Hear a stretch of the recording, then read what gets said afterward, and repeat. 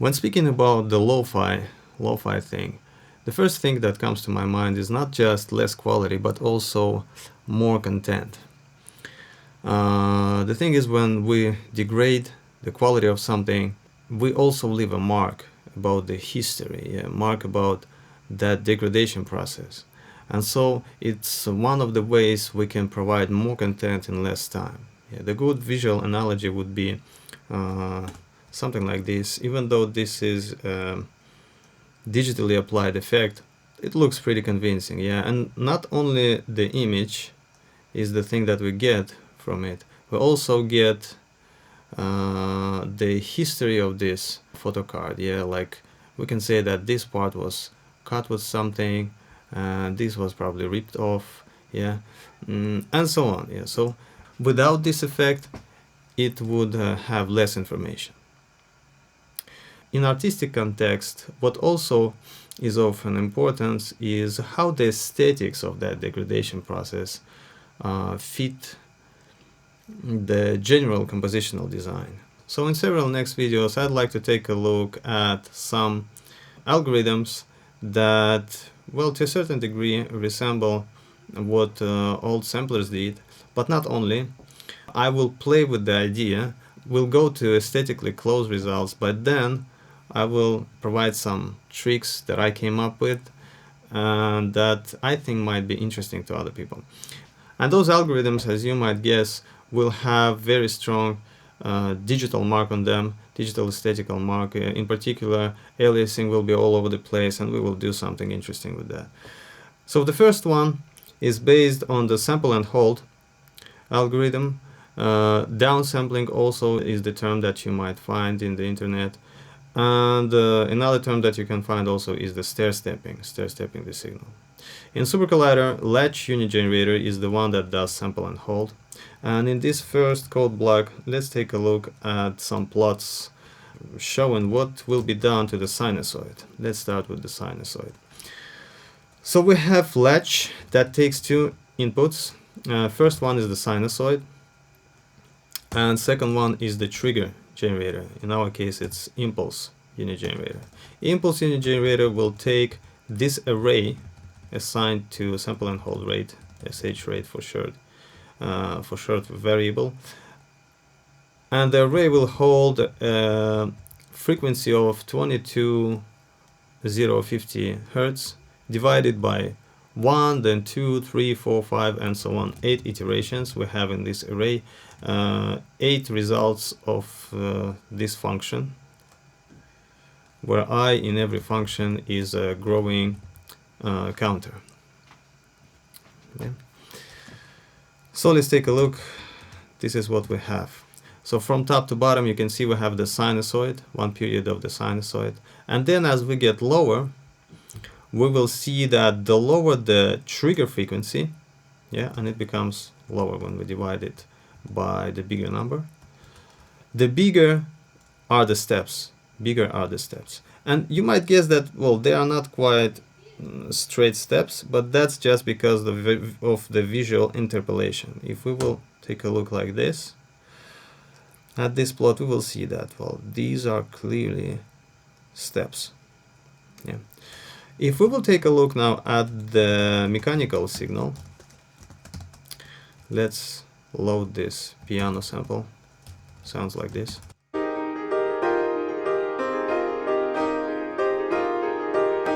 Okay.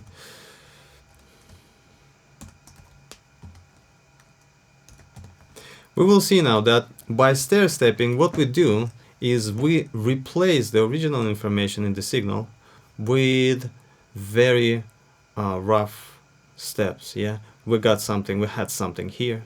Now we don't have anything but those two steps, for example. Yeah. Let's now take a listen at how this sounds, what we get aesthetically. So.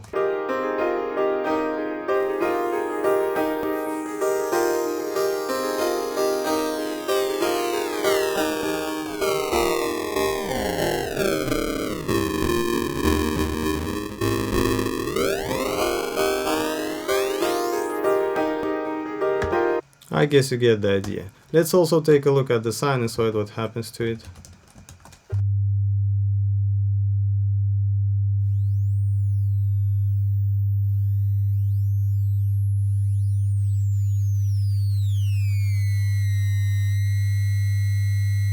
You can see that starting from the Nyquist frequency, we start to get lots of aliased spectral components in the high frequencies. And the natural thing to do then is to be able to control, of course, how much of those high frequencies we want to get. And the obvious thing to have then is the low-pass filter, yeah. But not just one low-pass filter. We probably would want to have a steep frequency curve for our low-pass filter, and for that the good idea is to have a cascade of low-pass filters. So LPF in SuperCollider is a second-order Butterworth low-pass filter, which has a 12 dB per octave roll-off. If we are to answer the question like how much filters we would like to have in the cascade, I would say that practically we don't want to have higher than 5 elements or 6 elements, because the complexity of the resulting calculations will grow linearly, yeah, but effect that we will get from them will not. Yeah, I will show it a bit later. Just a second. First, let's start with the sinusoid and take a look at the plot. From top to bottom again, we have sinusoid, then heavily stair-stepped version of it, yeah, and then we start to filter things. And as you can see, every next filter make things much smoother, yeah. So we round off these harsh edges, and also what we get is every filter adds a little bit of delay, yeah. I will later show how we can use this delay to our own good and create a very interesting phasing effect. Now let's listen first with the white noise and see how the chain size affects the sound. I will start with one filter. Yeah, one filter. Well, by the way, let's put it here so that we can clearly see what happens without switching the windows. So this is one, this is two filters, this is three filters, 4, 5, 6. You can see the higher we go, the less is the change to actual roll-off, yeah. But the calculations will double every time. Well, not double, but they will increase accordingly to the number of elements in the array, the number of filters, yeah. So they will linearly grow. So I guess like more than 6 is not a good thing to have. Now let's load our piano sample.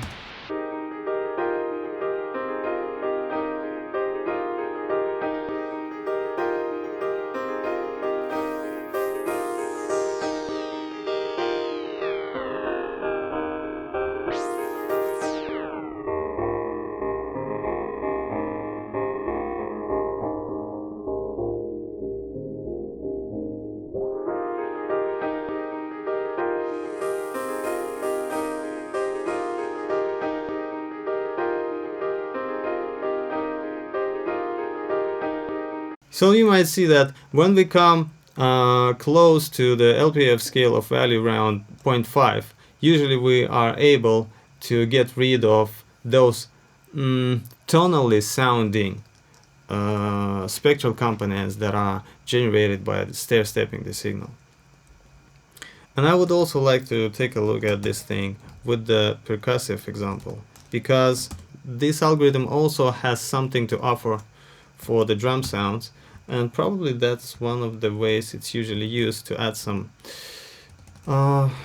grit to the drums.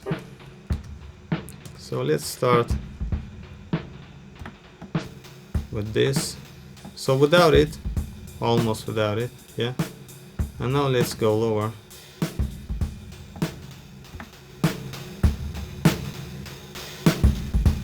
I guess you can clearly hear the effect.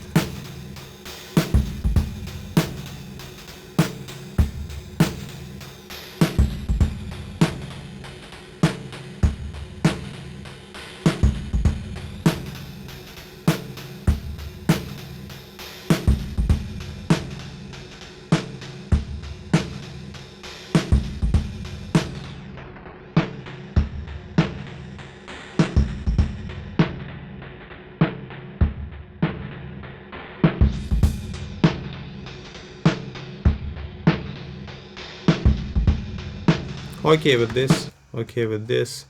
Let's also take a look at the phasing effect that we get. So if we will now mix dry unprocessed signal with the processed one, the one that goes through all the filters and sample and hold algorithm, we will be able to get a very interestingly sounding phaser effect. Let's take a look at what we have.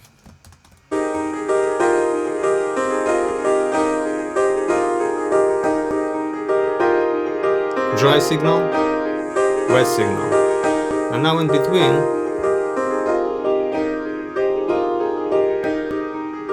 I guess you hear the effect, right? We can also play with it by changing the dry wet.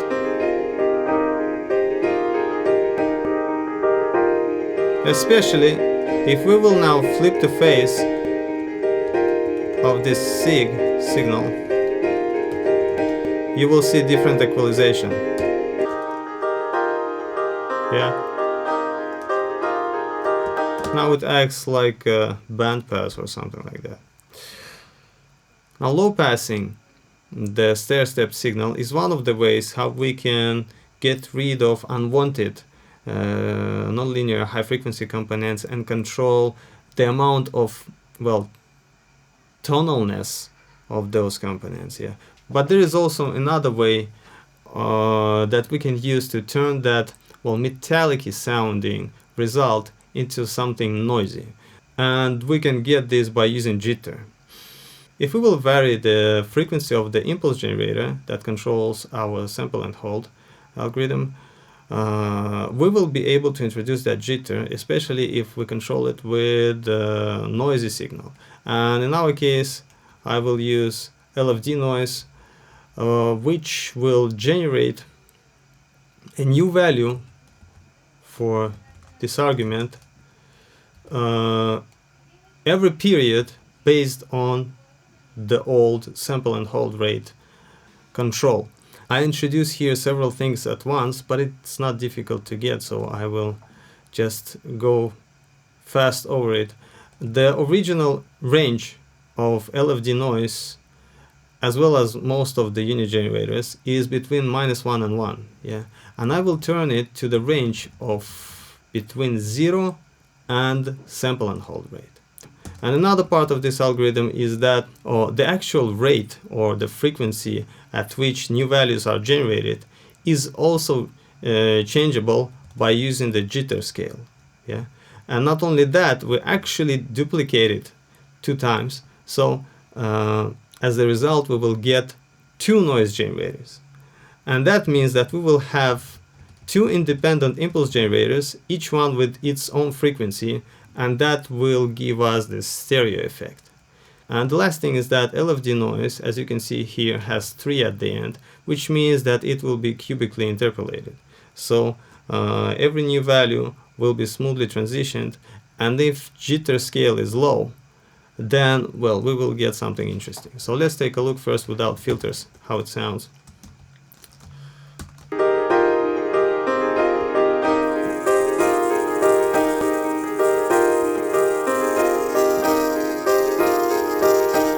Let's increase the jitter now.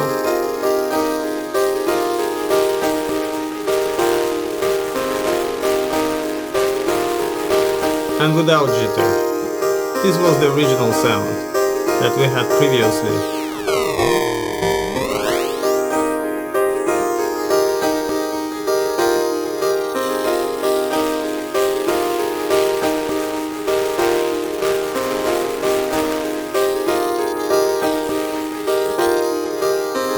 So now we have additional instrument to play with the aesthetics of generated components. And also, let's try a jitter scale of lower value.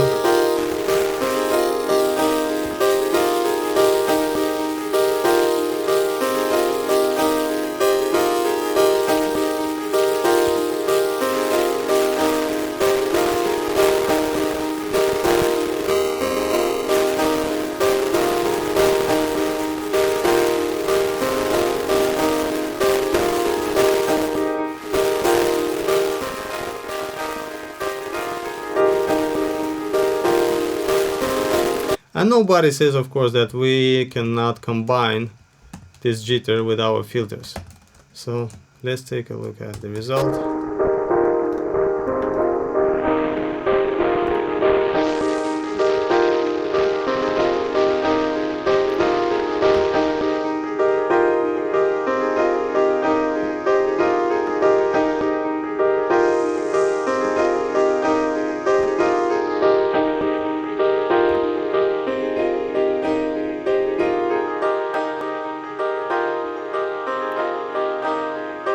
I like things like this. Okay, another thing that you could see, and I didn't yet explain, is how with only one dry wet control I actually do the phase flip. So not only I mix dry and wet, I also switch the phase of the wet signal. How do I do that? As you can see here, the wet signal, which is sig, this sig thing, is multiplied by the dry wet, dry wet control. And dry wet range goes from -1 to 1. So if it's minus something, then the phase is flipped, right? But the input signal, the dry one, is multiplied by 1 minus dry wet control dot abs, and dot abs is returning absolute value, which means if the dry wet is negative, then I will get 1 minus, okay, let's say it's -1, then I will get 1 minus 1, which is 0, and that means that I will not have any dry signal. But the same thing will happen also if dry wet is positive, it also will be 0, 1 minus 1, that's what we get. So this way, by using dry wet control, which is bipolar, and providing the absolute value of it to the dry signal, we can get one control to do several things. In this case, what we have is flipping the polarity as well as providing the balance between dry and wet. So 0.5 will give us one result, minus 0.5 will give us the sum of the dry signal and wet signal with flipped polarity.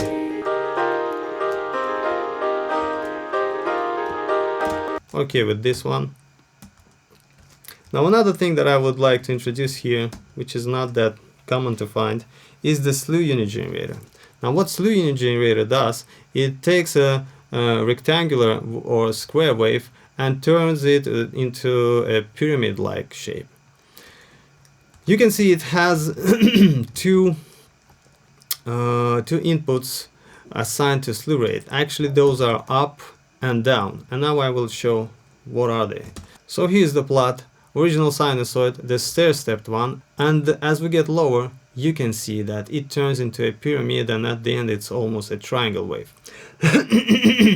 Now, up and down are actually provided to control different angles for these linear segments generated separately. For those values that go from lower value to higher value, which is up, controlled by up, and those which go from higher values to lower values, So we can basically have different ones here. For example, now I will make down a bit smaller. Oh no, let's make it a bit bigger because at the lower end. Now the angles are a bit different, right? And this will have a bit different aesthetics as well, so you can play with that as well if you want. In my case here, everything is rather simple because it's already a lot of change introduced into the signal. So now let's take a look at how it sounds, what it gives us.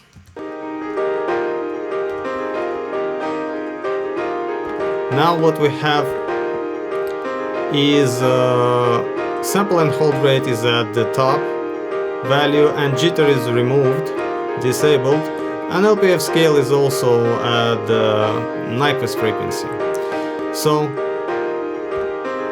we have a little bit of high pass just in case if we will need it, and let's take a look at how slew rate behaves when we make it lower.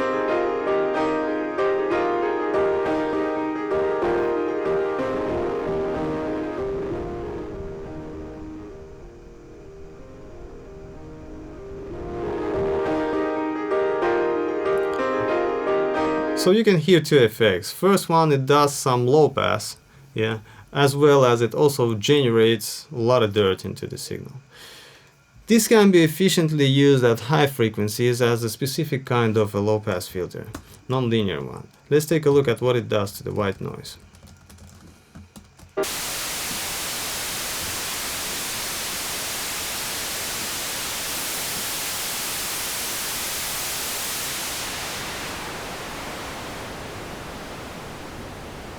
Yeah, now this is what we get. This is what we get. Let's also take a look at how it affects the percussive onsets. Also an interesting effect.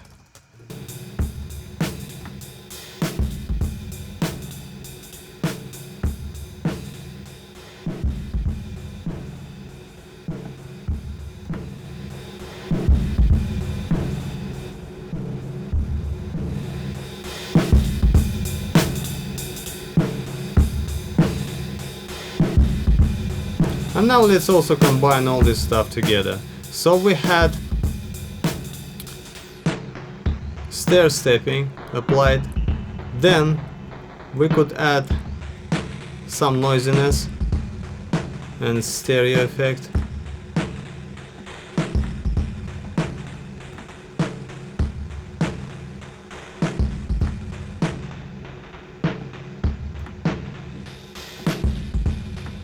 And then now we have two ways of providing kind of low pass and even more dirt.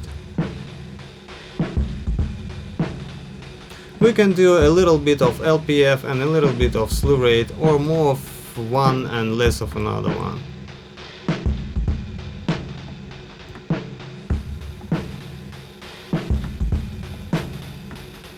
I guess you get the idea, right? And again, let's take a look at the piano thing.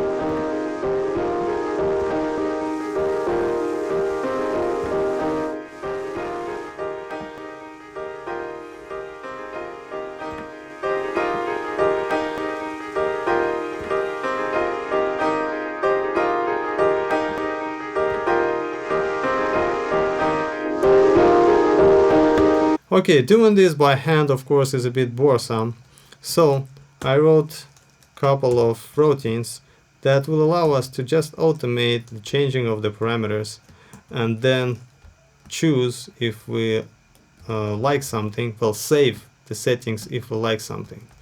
So here's the synth-def. It's the same thing as previously. The only thing that is added here is now I use buffer-d. Why? Because buffer-d allows me to be a bit more flexible with controlling the frequency and how to read the buffer.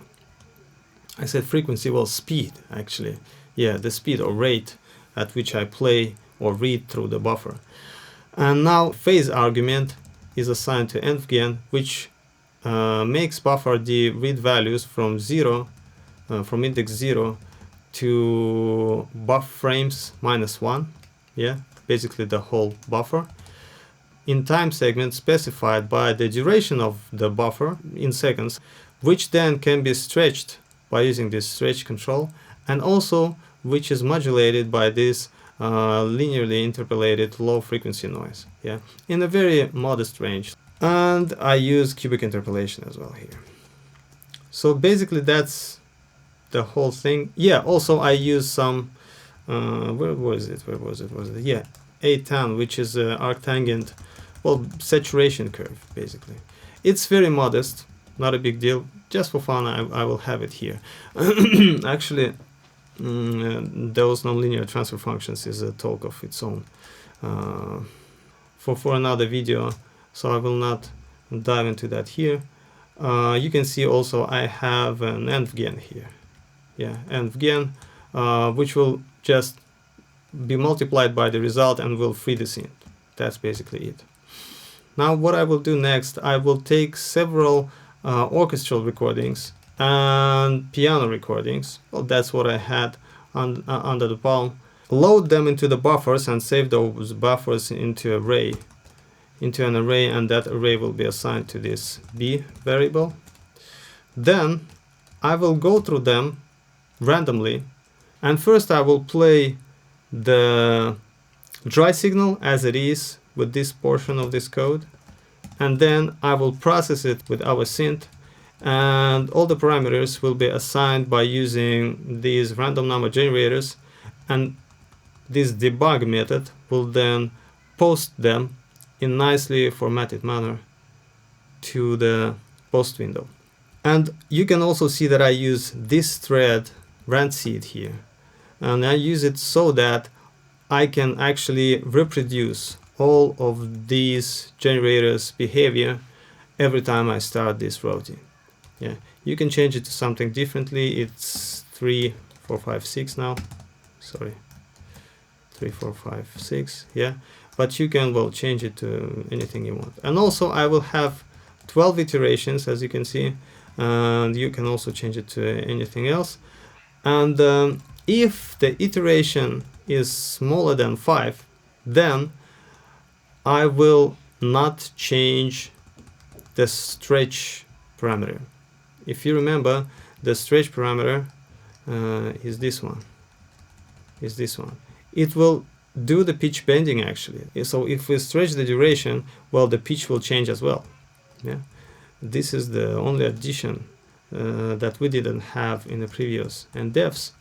I added it here, well, because it sounds nice and it's a usual thing to do in audio when you do something LoFi these days. Yeah, so f is the variable that then is used to provide duration, you can see here, as well as to provide the stretch. Why? Because, well, when I stretch, it becomes shorter or longer, and then so duration should be applied accordingly. Yeah, this duration variable is then used to provide the value for this wait method. Yeah, so the routine will wait for the duration of the synth, and then will proceed to new iteration. Yeah, and just for fun, as you can see, after I start the synth, after an arbitrary amount of time, I will change those two values, slew rate and sample and hold rate. Oh, just for fun, why not? So let's take a look at how it sounds, so that we don't fiddle too much with our hands, but just see several examples.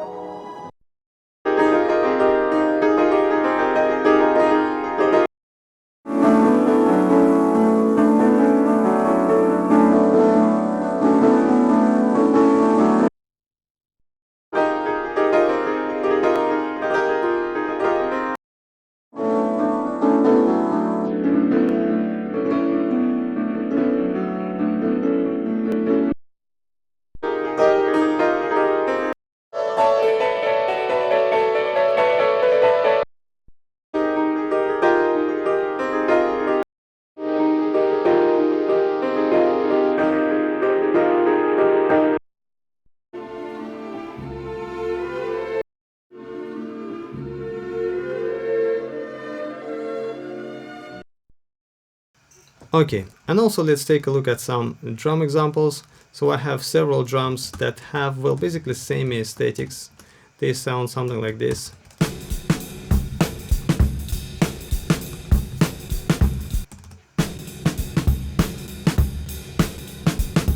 Yeah, so I don't see any reason to listen to dry stuff every time. So as you can see, I comment out this part. Yeah, and also the ranges for these random number generators are a bit different. Well, because I would like to use this synth def a bit differently, this whole algorithm a bit differently for drums. And other than that, it's the same thing. So let's take a listen.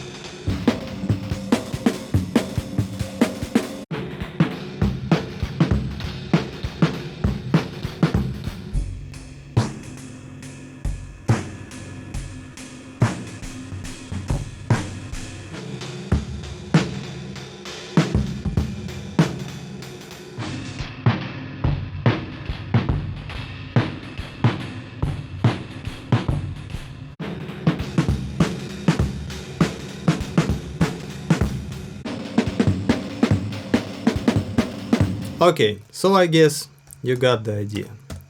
So I hope this will be useful in your sound design. This one is the first video, first algorithm. The next one will be close to that, but with a bit different aesthetical results, and will be based around the idea of amplitude modulation. Amplitude modulation then allows us to use some interesting unit generators that, well, cannot be used with stair-stepping. I will show why. And with that, I'm telling you till next time. My thanks go to everyone who supports me, whether it's Patreon or Bandcamp. And also, if you need SuperCollider lessons, do contact me. We can arrange something. And with that, till next time.